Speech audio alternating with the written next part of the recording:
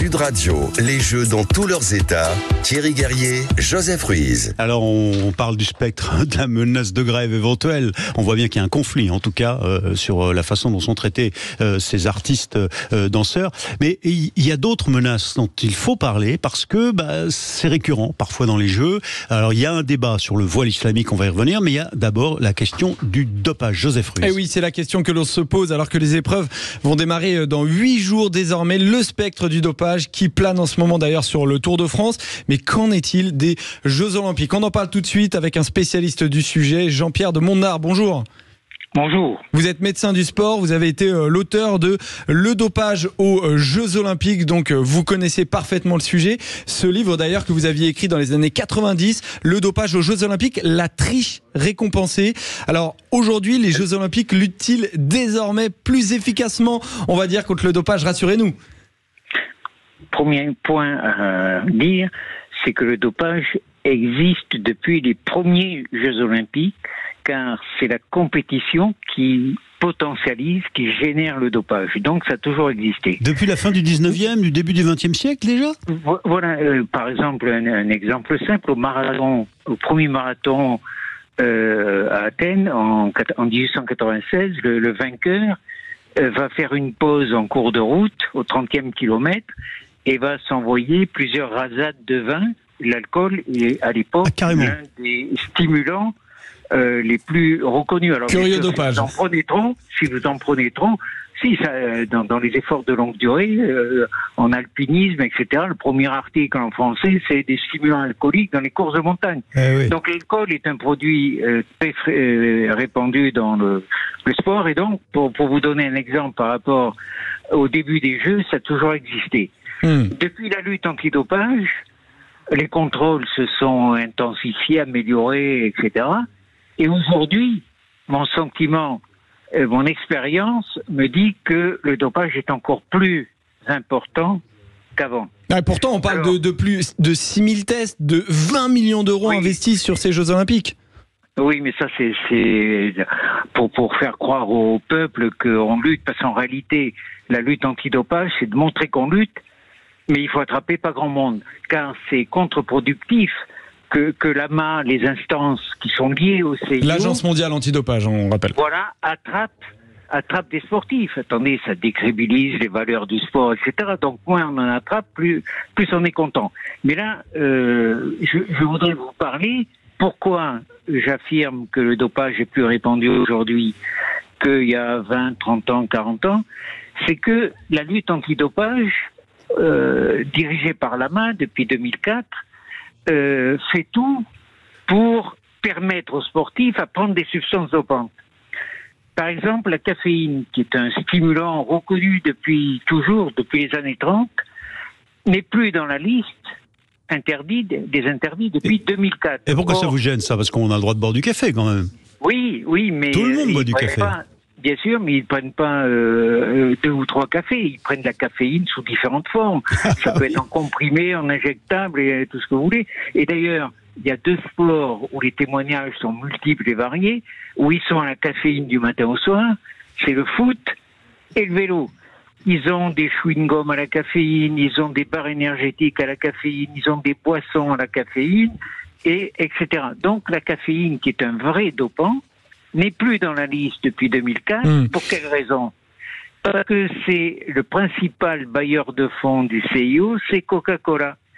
Et d'associer produits interdits, caféine, avec Coca-Cola, ça leur plaisait pas. Donc on a viré la caféine depuis 2004. Alors, allez-y, oui.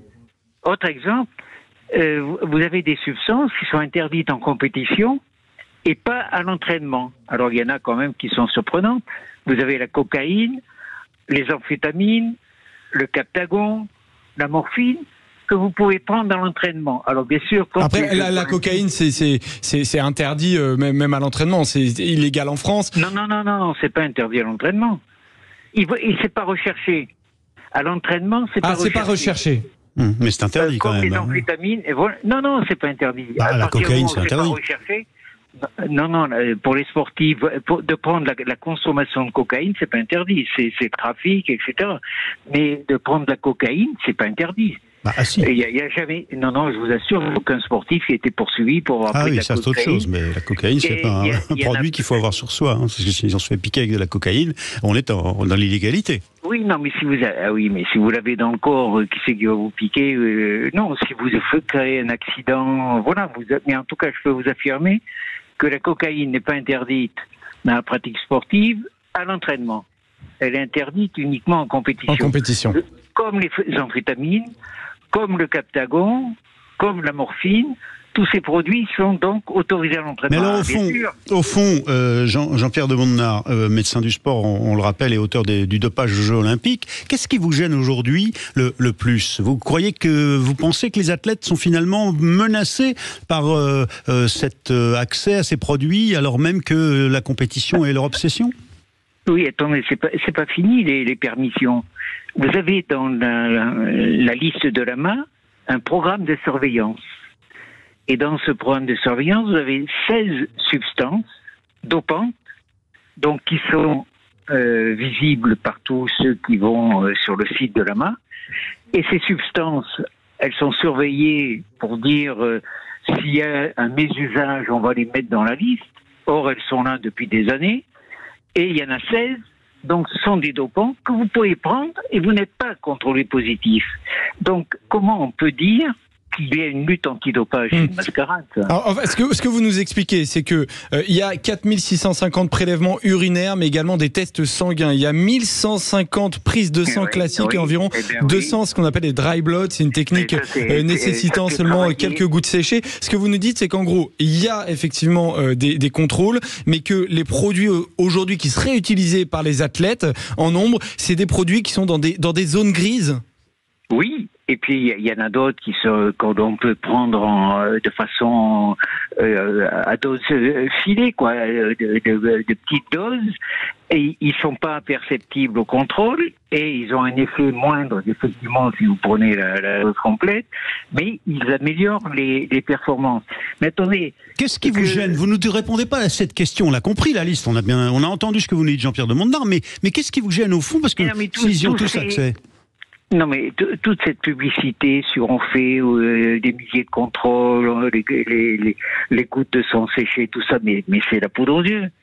Puisque les staffs de ceux qui veulent se doper, ils connaissent parfaitement les failles de la lutte antidopage et ils sont jamais pris au contrôle. Est-ce que vous allez voir un contrôle positif au Tour de France? Vous rêvez. Et ça, régulièrement, il y a de temps en temps un qui est pas très instruit qui se fait avoir, mais autrement le résultat, on n'attrape personne. Donc c'est bien la preuve qu'ils ont bien maîtrisé la lutte antidopage et le fait que la lutte antidopage progresse, je vous assure que le camp du dopage, il progresse encore plus. Et donc il est complètement impossible pour des sportifs de haut niveau de se faire prendre à un contrôle. C'est dramatique pour eux, c'est la fin de la carrière. Donc tout est fait pour passer à travers la liste, et je vous ai donné des exemples, et donc on peut se doper sans problème avec l'accord de l'Agence mondiale antidopage. Et la menace, c'est sur la santé des athlètes? Alors ça, c'est un autre débat, mais toutes les statistiques que j'ai faites sur les produits dopants, ça montre pas une diminution de la longévité. Donc il est probable que l'effet bénéfique de la pratique sportive pendant des années est supérieur aux effets nocifs des produits dopants. Regardez dans le vélo des années 50, ils sont tous aux amphétamines. Eh bien, vous en avez un qui va fêter ses 104 ans demain, qui a fait le Tour de France. Vous en avez un qui est décédé il n'y a pas longtemps, Raphaël Géminiani, 99 ans. Vous avez un autre, Marinelli, Jean-Pierre de Mondenard, vous êtes en train de nous dire finalement le paradoxe, c'est que c'est pas si grave, quoi. C'est-à-dire que ce dopage, vous nous avez démontré qu'on pouvait passer à travers les mailles du filet, mais vous nous dites que c'est pas très grave. Merci Jean-Pierre de Mondenard. Vous êtes malheureusement il faut qu'on rende l'antenne. On a bien entendu votre discours en tout cas sur cette idée que on nous dit pas tout et que le dopage est en partie toujours dans la réalité du sport aujourd'hui et des athlètes. Jean-Pierre de Mondenard, médecin du sport, auteur du dopage aux Jeux Olympiques. Merci et on va reparler tout de suite des JO dans tous leurs états.